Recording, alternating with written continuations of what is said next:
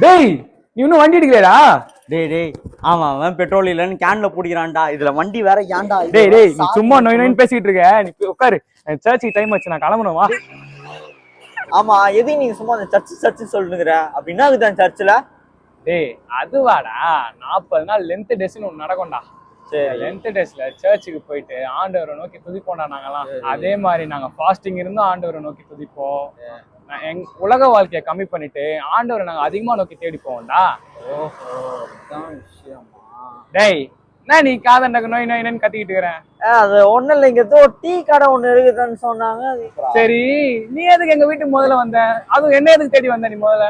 அதுவா தலைவன் லூசிஃபர்னு ஒருத்தன் அவனுக்கு இல்ல நான் இன்டர்ன்ஷிப் பண்றேன். இந்த மாதிரி யார் நல்லா வந்து ப்ரேயர் பண்ணி வர்ஷிப் பண்ணி பைபிள் படிக்கிறாங்களோ அவங்கள கொஞ்சம் அப்படி வழி மாத்தி விட சொன்னான். அதுதான் அவங்க வந்தேன். ஓ அதான் விஷயமா?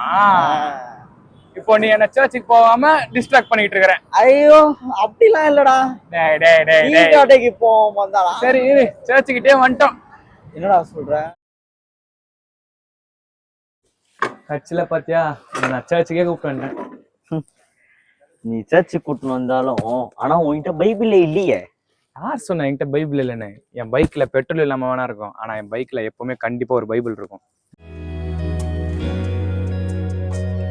ஆலயத்துக்கு போகணும்னா நமக்கு நிறைய தடைகள் வரும்.